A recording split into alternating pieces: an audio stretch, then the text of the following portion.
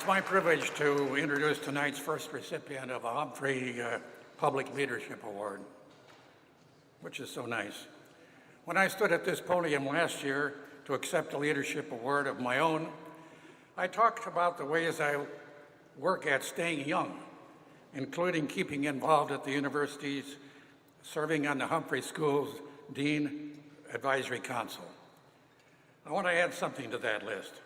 My annual luncheon dates with recipients of the Tom Swain Fellowship in Public Leadership.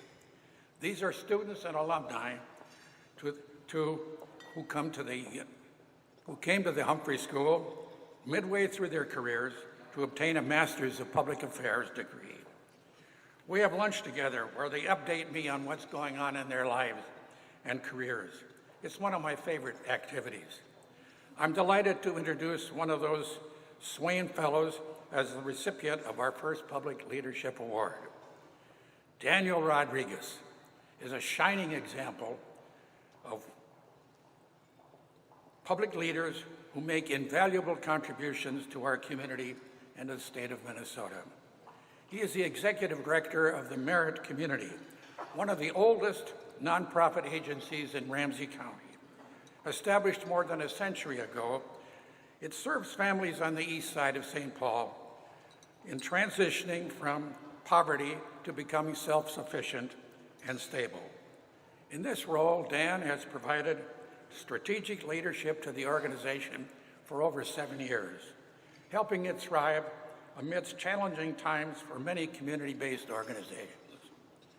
Dan has also worked in leadership roles for the St. Paul Public Schools, and he has held numerous other positions as a teacher, a lobbyist, a congressional aide, and a seminarian for the Catholic priesthood. I've gotten to know Stan over the years. He's a regular at our summer gatherings. So last fall, he invited me to visit his Merrick community. I did and was much impressed. While I was there, he observed, "Tom, we could use your help. Some of the people we're soliciting for financial aid you must know. Will you sign a few request letters we'll prepare? Give us a boost." Bingo. Of course I'll help.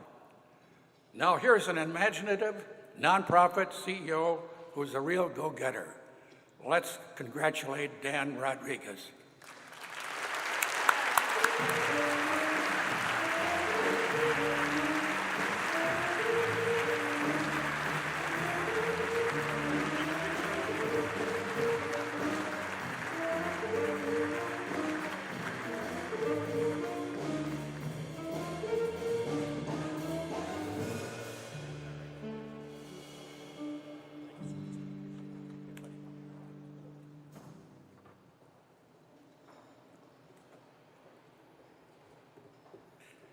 Thank you, Tom. I appreciate that very generous introduction.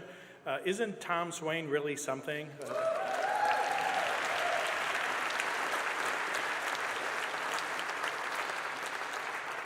A treasure that has graced Minnesota come July 4th for 97 years.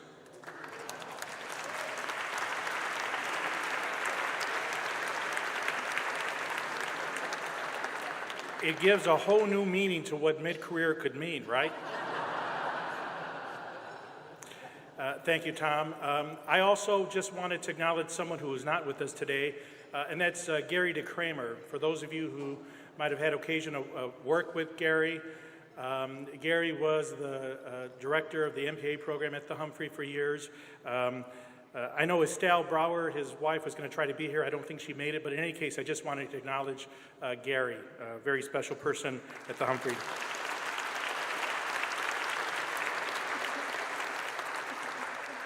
I also have to tell you, in full disclosure, that I feel a little awkward being up here. I don't feel quite worthy, and I also know there's so many other leaders that deserve this kind of recognition. In fact, when I look around this room, I see a lot of leaders.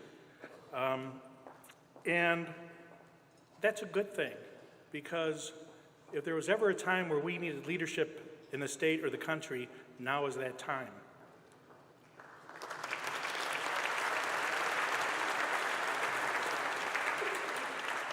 I was sharing with the dean over dinner that the first dean of the Humphrey Schools, many of you might know, was Harlan Cleveland. Harlan Cleveland wrote a book that I read in Leadership for the Common Good that Barb Crosby and John Bryson, who are here, co-taught. And the name of the book was Nobody in Charge. It's a book I recommend. And no, it isn't a description of the current White House. Rather, it's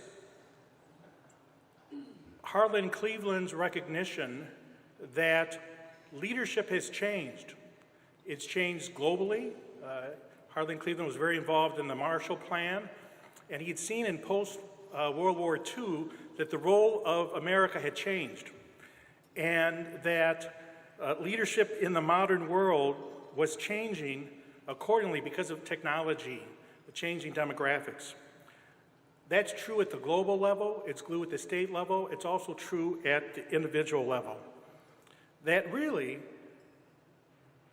if nobody is in charge, that means that perhaps all of us are in charge.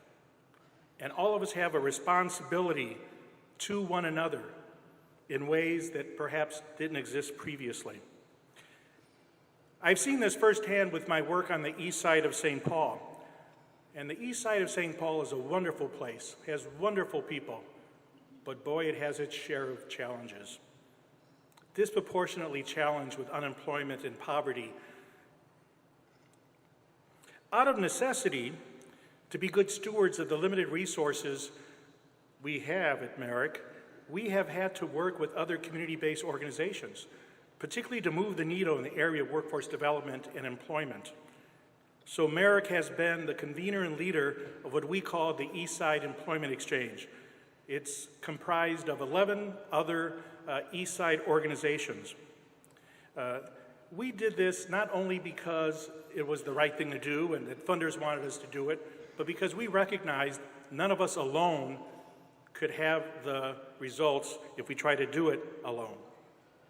I am so fortunate to work with my colleagues there, also in my organization, and I received this award on their behalf, and I thank you very much.